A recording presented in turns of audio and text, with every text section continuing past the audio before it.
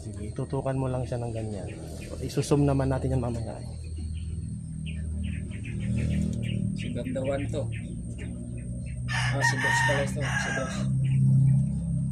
Gandawan. Yun.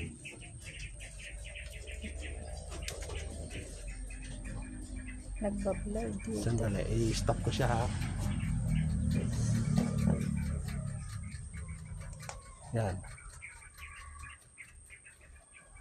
Okay, nakunan mo yon.